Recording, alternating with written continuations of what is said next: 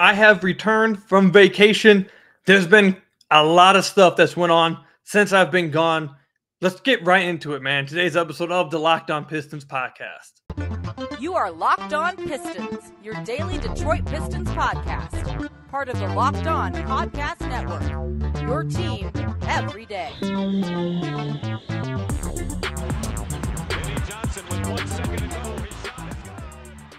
What's the deal? Welcome back to another episode of the Locked On Pistons podcast. Per usual, I'm your host, Kuka Hill. You can find me over on Twitter at Kuka Hill. I want to thank you guys for making Locked On Pistons your first listen of every single day. We are free and available on all your podcast platforms.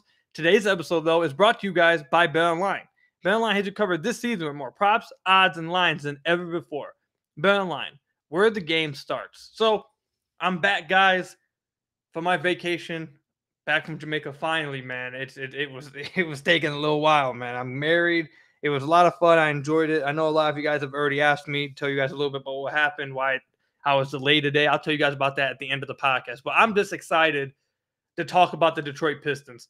I was able to watch the first preseason game because Megan was feeling pretty tired after dinner. Said we could go back to the room, lay down, and I could watch the game. So I went back, chill, was able to watch the game. There's been a lot of stuff that's happened. I can't wait to talk about it. I've been so excited to come back and talk with you guys about the Pistons and what's went on. So, let's just get right into it, man. Enough with the introduction. Let's just get right into it.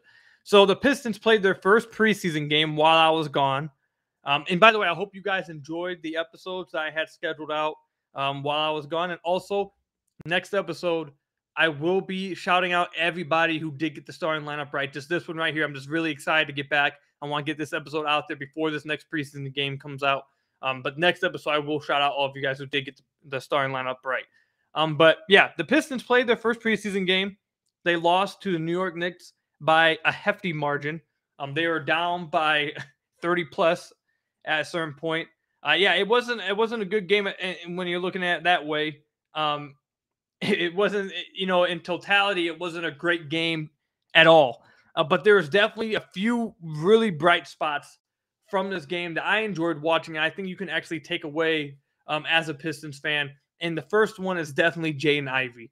I thought Jaden Ivey looked way better than I thought he would look in his first not really, but kind of professional debut.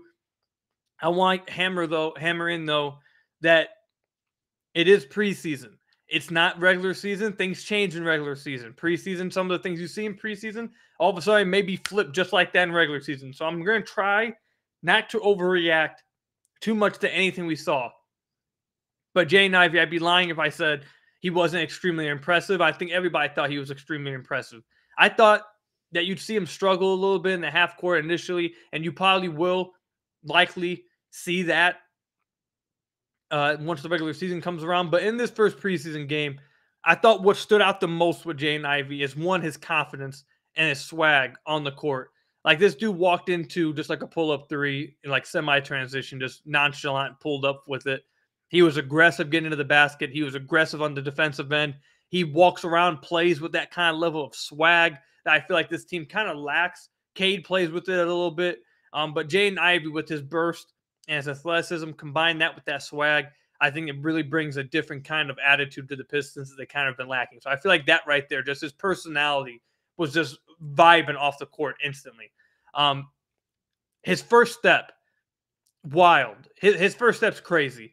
Now, this is something that I think, whether it was preseason, pick up, shoot around, whatever, that kind of thing translates, your first step.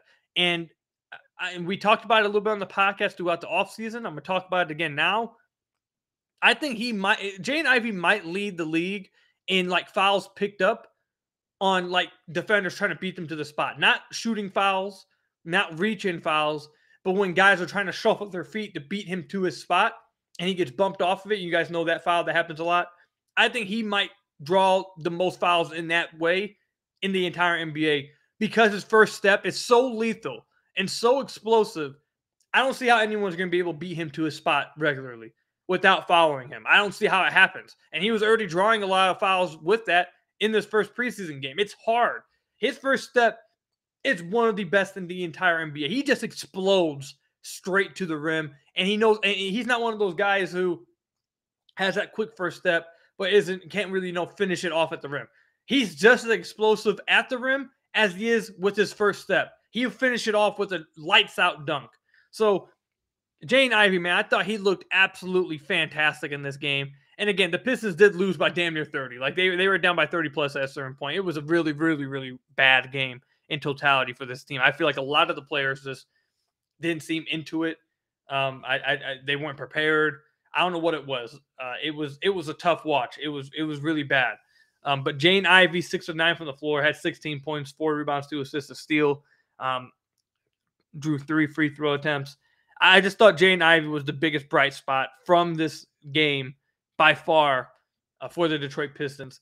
Outside of that, though, basically everything else, it's like we're going to have to talk about some negatives, and we're going to have to talk about some things that can't happen and some things that through one preseason game we should already know shouldn't happen. There's a few things I think already you can talk about with that.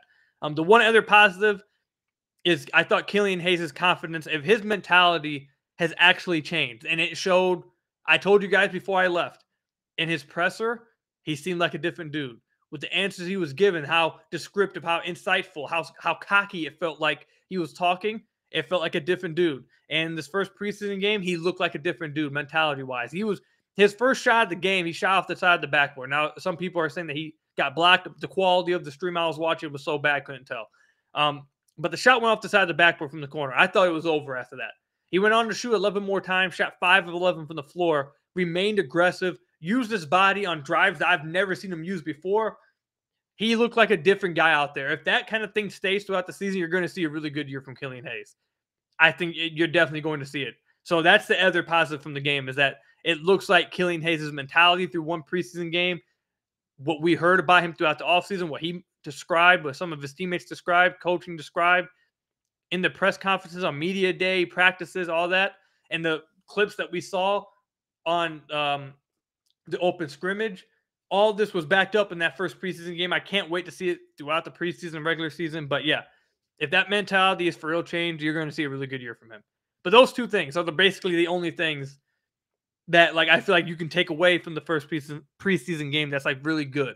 And really, in one preseason game where it looks like that the rest of the team really just didn't even care, either that or they just played piss poor, not on purpose, obviously, but just weren't ready, needed to knock off some rust. I don't know how much you can actually take away at all. But if you want to find some two positives, I think those two things right there are the biggest positives you can find from this first preseason game. But there are some other things I want to talk about. They're not necessarily positives, and they're not necessarily negatives, I guess. But I think there are takeaways that you can see already through one preseason game that need to be changed, and you should see changed in the regular season. I think that's good. So I don't think it's necessarily a negative. I think it's a good thing to see this already and be able to be prepared for it when the regular season comes around for it. You'll hear what I'm talking about when we come back from the ad break. But first, I got to tell you guys about one of our sponsors, BetOnline.net. BetOnline.net is your number one source for your football betting needs and basketball coming around the corner info this season. Find all the latest player developments, team matchups, news, podcasts, in-depth articles, and analysis on every game that you need. And as always, BetOnline remains your continued source for our sport wagering information with live betting and up-to-the-minute scores for every sport that's out there. The fastest and easiest way to check out all your favorite games and events, including MLB, MMA, boxing, golf, basketball, NFL, anything you can think of, you can find it over at BetOnline.net. So head to BetOnline.net or use your mobile device to learn more about their trends in action today. You can get a head start on who you think is going to win the championship, Sixth Man of the Year, MVP, who you think is going to get the first overall pick next year, which, by the way, is going to be an absolutely heated race. If you guys haven't seen how Victor Wemby has looked, that might be the greatest prospect we've ever seen. It's going to be crazy tanks this year. You can get a head start on that. Take your chances with all that at betonline.net or use your mobile device to learn more about their trends in action today. BetOnline, where the game starts. So I want to thank you guys again for making Locked On Pistons your first listen of every single day. We are free and available on all your podcast platforms. And if you haven't already, head to the YouTube channel at Locked On Pistons, hit that subscribe button, or leave us a 5-star review on whatever podcast platform you are listening to this on. All right, so how should I say this? The first preseason game, and preseason usually, and just overall, you don't want to take too many takeaways from it because it's preseason. It's not real basketball. I mean, it's real basketball, but it doesn't count. And we've seen players play well in preseason, and then it just doesn't turn around in the regular season. We've seen it happen. That doesn't mean that you can't take anything away, and I believe you can take some stuff away. It just depends what kind of stuff you're looking for.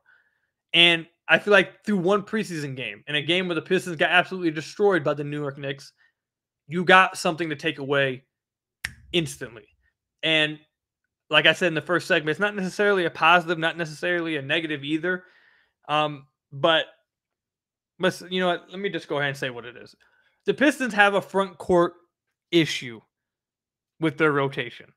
And we've kind of talked about it a lot throughout the offseason, but really it splashed out at you when watching the first preseason game. It was so noticeable that it almost made it hard to watch for me. And I know a lot of you guys felt the same way. I do not want to be in Dwayne Casey's position in his shoes here because I don't know how it's going to be tough. It's going to be hard to figure out exactly how to appease everybody and put the best lineup out there that makes the most sense, that also makes the most sense for certain players' development. Like putting all those things together, it's going to be tough. We saw, first off, Isaiah Stewart start this game. The starters, mind you, let me just read this so you guys get an idea of what I'm talking about here.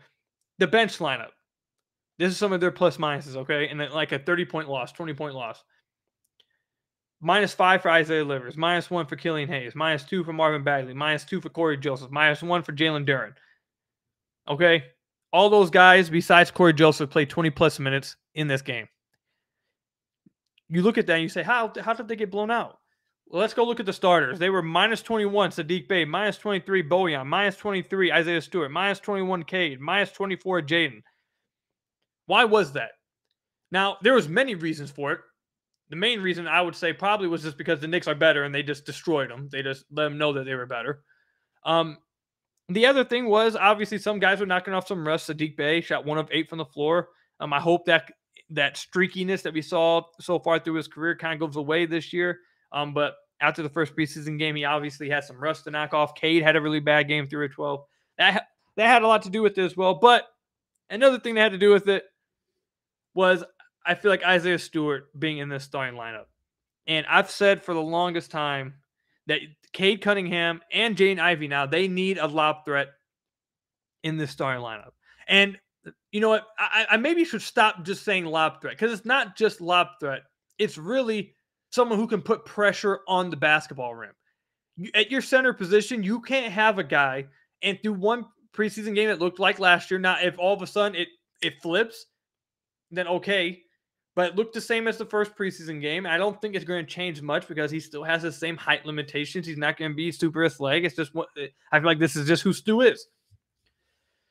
You need someone who can put pressure on the rim, who can finish around the rim, who can roll to the basket and be a threat rolling to the rim so you can draw some gravity with the defense, force guys to help down so you can have kickouts, open up driving lanes with his gravity rolling to the rim. You need someone who can put pressure on the basketball rim at the center position.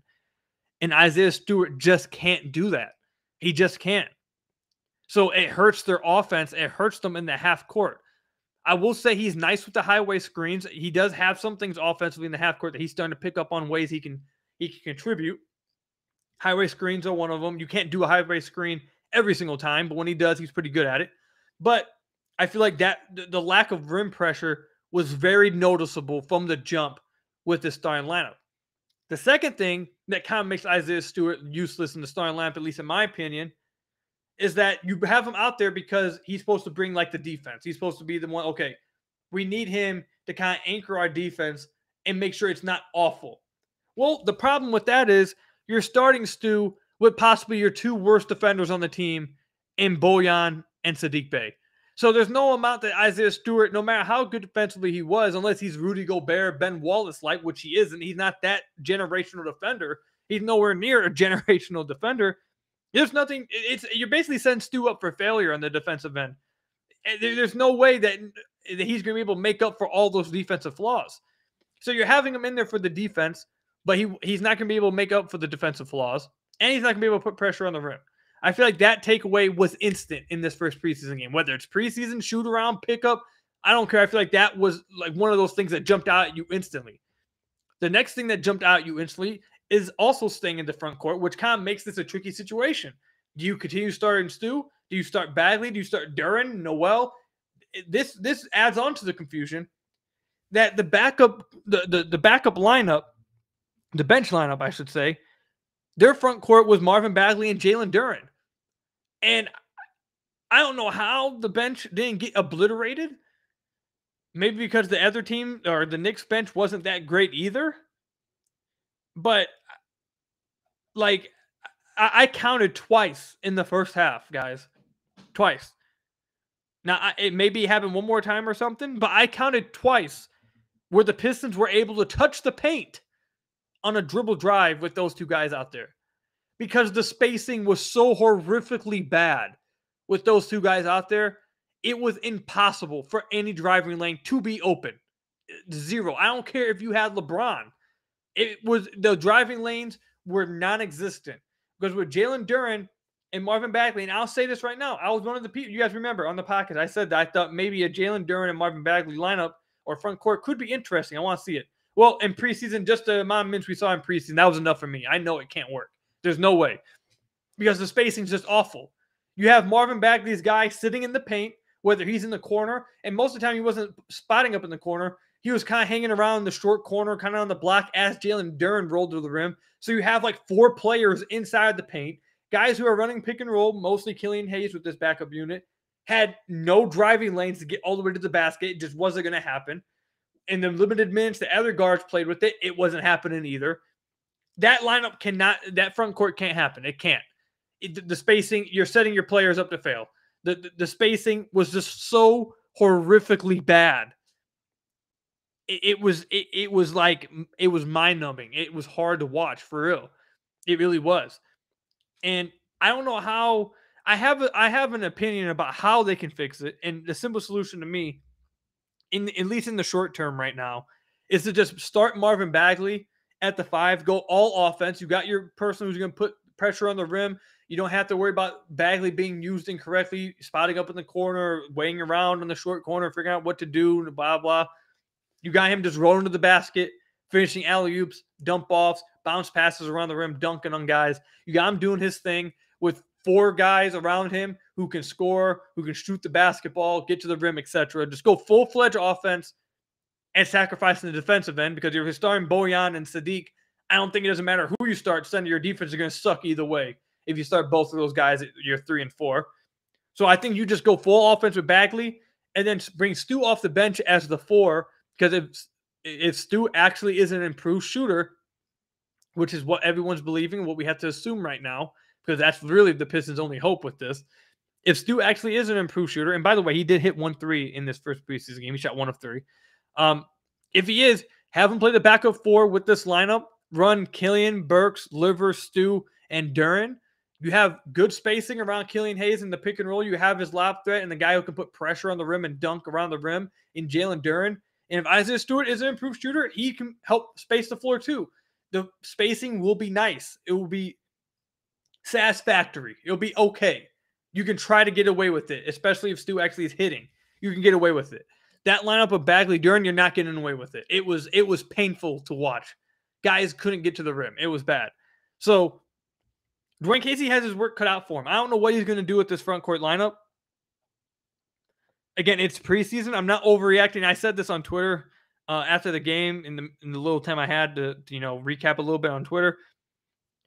This isn't just about like preseason. I'm like, it's not so much that I'm basing it off of preseason. We talked about this throughout the offseason. And then in the immediate first time we saw it, it looked exactly like how we all were concerned it was going to look. That right there was enough for me. It was just enough. Spacing doesn't change. Whether it's preseason, regular season, spacing's not going to change. Guys aren't going to all of a sudden in the regular season say, oh, let's guard Marvin Bagley at the three-point line. Oh, like that's not going to happen. So this is something that's going to translate, and they can't run that lineup. They can't run that lineup. And this is assuming Nerlens Noel doesn't play. Who's hurt? What happens if he's healthy? How do you make it work then? Like Dwayne Casey has his work cut out for him. I have no clue how he's going to do it. There's some other rotational stuff that we're going to talk about in a future episode, probably the next one. But just to give you guys a little hint of what it's going to be about, he also has to figure out how to stagger the minutes of Killian, Jaden, and Cade. Like, I think I don't want to dive too much into this because it's going to be a whole episode itself that I want to talk about it with. But I think you're going to have to try to find a way to stagger Cade and Jaden because you want to get them their own time away from each other. But you also want Killian to have the ball in his hands when he runs the bench lineup. You want him to be able to run his pick and rolls and set people up and score or attempt to score, be aggressive and stuff. So he has to try to find a way to stagger those guys while also trying to find the best front court lineup to go along with those guys that put them in the best positions to succeed, while also worrying about the development of those big guys as well. Like, it's tough. It's going to be a tough thing to do. I think it's going to be constantly changing throughout the year. And Dwayne Casey is going to have to be creative. Listen, that's a word I've never used to describe Dwayne Casey. I don't think it's ever been used to describe Dwayne Casey. So I guess we're just going to have to hope. But he's going to have to get creative, not only with the rotations, with the lineups, but also with the sets, play style, offensive system that he runs with certain guys out there. It's going to have to be creative. He's going to have to find ways to get creative with it. We'll see how it looks. I'm interested to see what they do throughout the rest of the preseason. I know they're definitely going to try to throw stuff at the wall and see what sticks. This is the time to do it. They're going to test out a bunch of stuff. I just hope that, I feel like for just about anybody, even before preseason, it was basically everyone knew. But even after the first preseason game, I hope that was enough testing to know, hey, Marvin Bagley and Jalen Duren can't be a front court lineup we play together. It's just not going to work. It's not going to happen. And I hope in the next game we see multiple different guys start at the 5. Maybe next game Bagley. The game after that, Duren. Maybe we see all kinds of different stuff at the 5.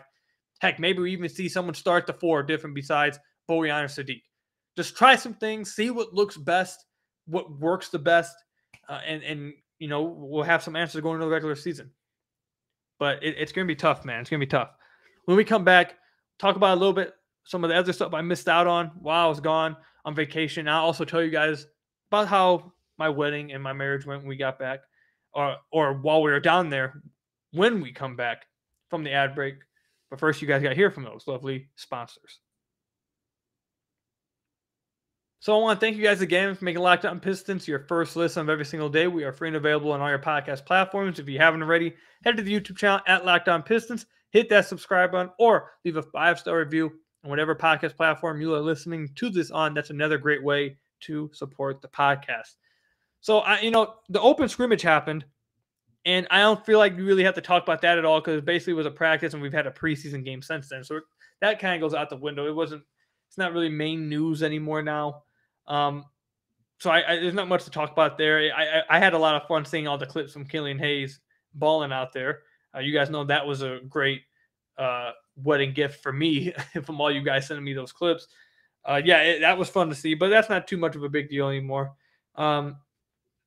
Man, basically I can't really say anything else but the rotation is what I'm really interested in. That right there is the key question for the rest of the preseason. What is going to be the answer with the front court? And I kind of hinted at it at the end of the last segment. Do you even test out benching Bojan or Sadiq and try running 2 bigs, Isaiah Stewart, Bagley? They got to figure out something because I'm worried. You guys know I didn't go full-fledged out with this throughout the offseason, but I was kind of dropping hints of it. I was already petrified about how the half-court offense was going to work with the front court that they had assembled. With Bojan, it helps a ton. Which is why I think he has to start. He cannot come off the bench for me. He has to start because he helps the half-court so much. But even still, I'm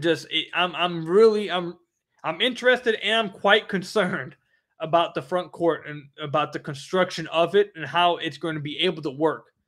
Because if Stu is not actually improved from outside, if he's not actually going to be somewhat of a stretch 4, if he's not that, you are screwed. They are utterly screwed in this front court because he's the only one that has a chance of shooting from outside and providing spacing. And if he can't, no one else will. You're not going to get spacing from any of these guys, and your front court is going to basically destroy your young ball handlers because they're going to have nowhere to go and no paint to get to. It's going to be tough. So basically, we need to be praying that Isaiah Stewart actually is going to be a stretch four this year, actually has improved, and actually is going to be a confident letting that 3-ball rip. And again, for what it's worth, in his first game, 3 of his 4 shots were threes. So maybe he only made one of them. It's a preseason game, incredibly small sample size. But I thought it was nice to see him get 3 threes up, and he took them all very confidently. So I was very happy to see that. Hopefully, it translates to some makes. But yeah, man, the front court's going to be incredibly interesting to watch. All right, I know some of you guys were asking me, some of you guys were commenting on YouTube, tweeting at me, DMing me. Tell us about how your wedding went. The wedding went amazing. We got married down in Jamaica. If you guys missed somehow the last few podcasts, we got married down in Jamaica. We stayed down there for a week. It was amazing. I loved it. The resort was amazing. We had a lot of fun. Some of our family was able to get down there. It was a lot of fun, enjoying that time with our family, obviously getting married.